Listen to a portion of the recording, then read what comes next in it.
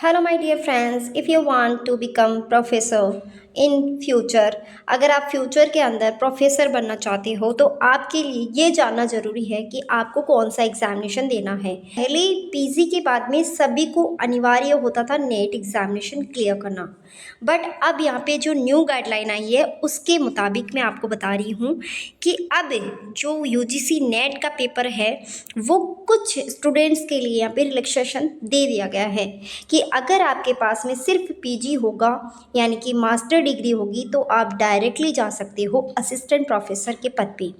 लेकिन यहाँ पर वन कंडीशन यहाँ पे बताया है। कंडीशन ये है कि आपके पास में मास्टर डिग्री किस में होनी चाहिए, बीटेक में, या तो बीटेक आपने किया हो उसके बाद में आपने एमटेक किया हो, यानी कि जो टेक्निकल जो सब्जेक्ट है उसमें नेट को हटा दिया गया है। और ये मैं नहीं कह रही हूँ, ये यहाँ पे न्यूज़ कह रही है, ठीक है, ये सब न्यूज़ में आया है।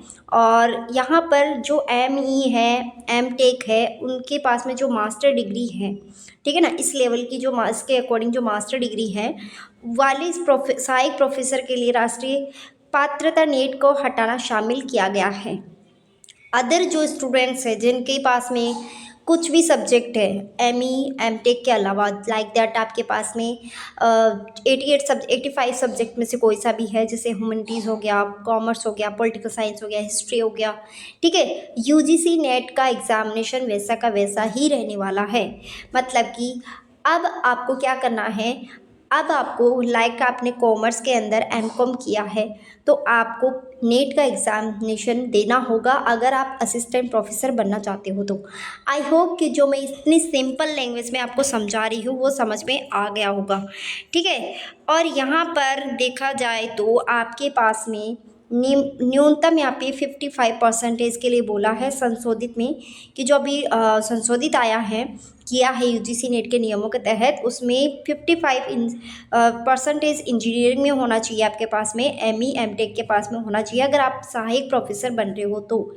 और इसके अलावा भी अगर आप और सब्जेक्ट से यूजीसी नेट एग्ज़ामिनेशन देना चाहते हैं तो उसके पास में मास्टर डिग्री में 55% होना चाहिए।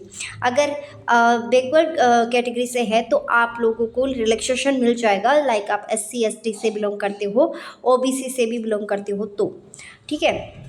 नेक्स्ट यहाँ पे बात करते हैं आयु सीमा की। जो बहुत बार यूजीसी कैंडिडेट है, यूजीसी नेट वाले कैंडिडेट है, वो मुझसे बार बार में क्वेश्चन क्रिएट करते हैं इंस्टा पे, तो वो भी मैं आपको बता देती हूँ। आयु सीमा की बात कही है, JRF की बात कही गई है। अगर JRF अगर आप लेना चाहते हो तो आपकी लास्ट एज है 30 एज, यानी कि 30 ईयर तक आप JRF के लिए फॉर्म फिलअप कर सकते हो, उसके बाद में आप फॉर्म फिलअप नहीं कर पाओगे।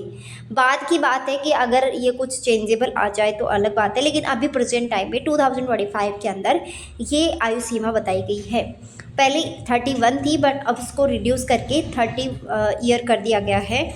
और अगर आप अदर कैटेगरी से बिलोंग करते हो, लाइक दैट आप OBC SC ST ट्रांसजेंडर महिला उम्मीदवार के लिए 5 वर्ष की छूट दी गई है, यानी कि आपके पास में टोटल मिला के 35 ईयर्स है, ठीक है। तो अगर आप इन कैटेगरी में शामिल हो तो आई होप कि आपको ये जानकारी बहुत अच्छी लगी है, तो प्लीज़ लाइक शेयर सब्सक्राइब ज़रूर करो। और मैं आपको ऐसे अपडेट लाती रहती हूँ और क्लासेस में आपको फ्री प्रोवाइड करवाती रहती हूँ यूजीसी नेट से रिलेटेड, तो प्लीज़ ज़्यादा से ज़्यादा मुझे सपोर्ट करिए। Thank you so much for watching this video.